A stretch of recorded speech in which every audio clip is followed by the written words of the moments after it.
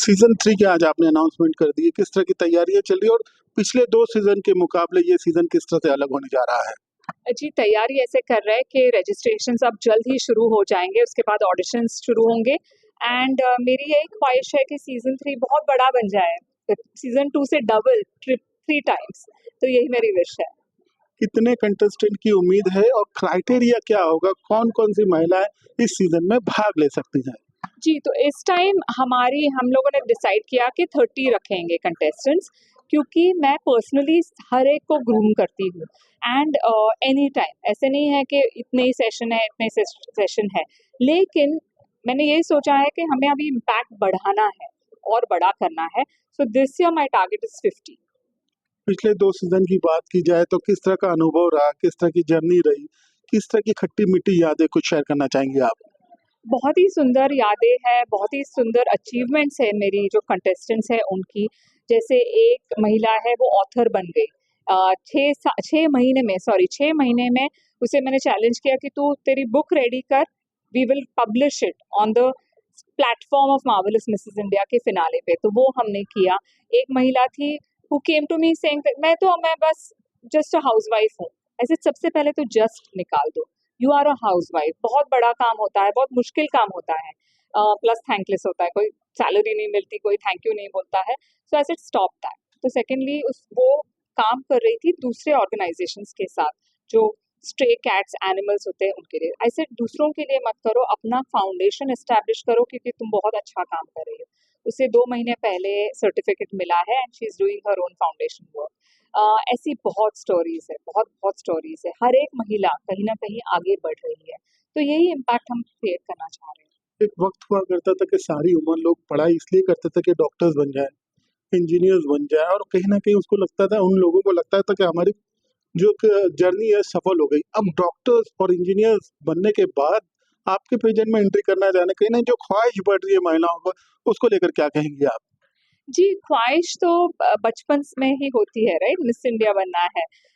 लेकिन अगर आप एकेडमिकली ओरिएंटेड हो, जैसे मैं थी, तो उसमें भी आप बढ़ सकते हो।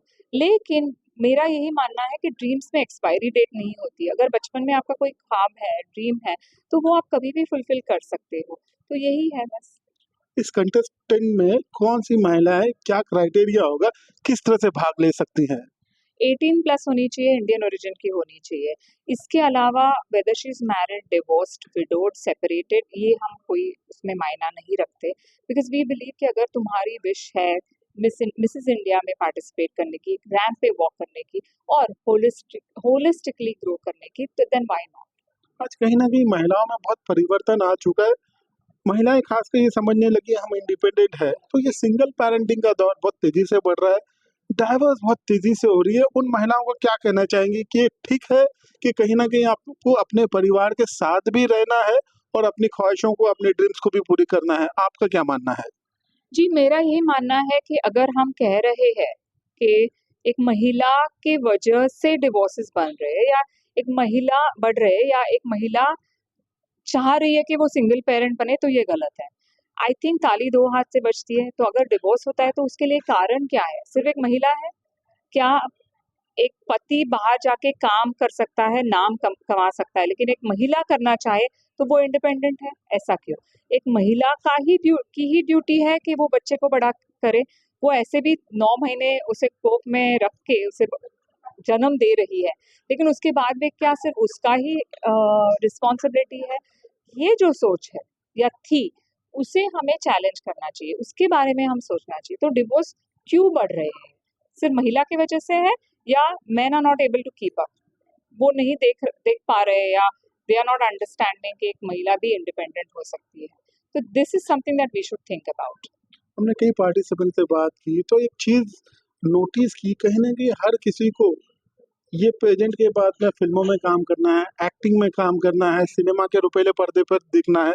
तो क्या भविष्य में आप कुछ प्रोडक्शन हाउस या इस तरह की एक्टिंग क्लासेस वग़ैरह भी अगर मौका मिलता है, तो शुरू करना चाहेंगी? जी, सब कंटेस्टेंट्स नहीं करना चाहते। कई कंटेस्टेंट्स कोई-कोई होते हैं जो करना चाहते हैं। तो जो करना चाहते हैं, चाहे वो मॉडलिंग हो, चाहे रैंप मॉडलिंग हो, चाहे मार्केटिंग हो, जैसे इन्फ्लुएंसर बनना चाह रही है, फैशन आइकन्स बनना चाह रही है, तो सबका सेम ड्रीम नहीं है। तो जो महिला चाहती है उनको जरूर हम सपोर्ट करते हैं। जैसे लास्ट ईयर हमारी 2 महिलाएं हैं, ये न्यूयॉर्क फैशन वीक में चली है न्यूयॉर्क में, तो ये बहुत बड़ी बात है, and that too within a month's time. तो उनकी विश थी, लेकिन बाकी लोग नहीं चाह रहे थे कि वो वहां पे जाए और चले। तो जिसका जो ड्रीम है उसे हम उसमें हेल्प करेंगे। आपने कहीं ना कहीं जो पेजेंट जीता था, मुझे याद है लगभग शायद 2002 में, तो वो सिनेरियो अलग था और आज का सिनेरियो बिल्कुल अलग है। ये जो चेंजेस देखते हैं आप, इसको किस तरह से देखते हो, खासकर सोशल मीडिया के आने के बाद से? क्या आपको लगता है कि ग्रूमिंग के सेशंस आसान हो चुके हैं? वेल येस एंड नो, उसमें प्रोज और कॉन्स है। जैसे मैं आई विश एट टाइम्स कि मैंने जब जीता, जब मैंने बिग बॉस में पार्टिसिपेट किया या खतरों के खिलाड़ी में पार्टिसिपेट किया, तभी सोशल मीडिया होना चाहिए था, क्योंकि वो यादें जो है वो अब बस मेरी है। लेकिन सोशल सोशल मीडिया में क्या होता है कि they are there always and for ever, तो वो जो है वो पॉजिटिव है। नेगेटिव ये है कि प्रेशर बहुत हो जाता है, सोशल मीडिया का प्रेशर बहुत ज्यादा है महिलाओं पे, कि एक 60 ईयर ओल्ड को भी ये रहता है कि नहीं, she can't look like 60, she has to look younger. तो जब यंगर होते हैं, वाह वाह वाह, शी लुक्स लाइक 24। क्यों, why can't uh 60 year old woman look like a 60 year old? क्यों वो प्रेशर है कि यंगर यंगर यंगर दिखना है? हम सब एज करते हैं, हर रोज एज करते हैं। एक पुरुष पे वो प्रेशर नहीं होता, लेकिन महिला पे जरूर है। तो ये क्यों? आप भी एक पेरेंट हैं, और आज के जो युवा बच्चे हैं खासकर, उनको कहीं ना कहीं चकाचौंध ग्लैमर देखने के बाद ऐसा लगता है कि सोशल मीडिया ही एक जरिया बन चुका है जहां से आप पैसे कमा सकते हैं। लोग कहीं ना कहीं एजुकेशन को लेके, स्टडीज को लेकर थोड़ा निग्लेक्ट कर रहे हैं, तो उन बच्चों को क्या मैसेज देना चाहेंगी आप? पढ़ाई बहुत जरूरी है, ये आपका बेसिक फाउंडेशन है। इसके बलबूते पे आप सोशल मीडिया में भी सक्सेसफुल और ज्यादा हो सकते हो। तो मेरा यही मानना है कि एजुकेशन को निगलेक्ट नहीं करना चाहिए, उसको जरूर ध्यान देना, उस पर जरूर ध्यान देना चाहिए। और ये जरूरी नहीं है कि ए ग्रेड ही मिलना चाहिए या A+ नहीं, नॉलेज के लिए आप पढ़ाई करो।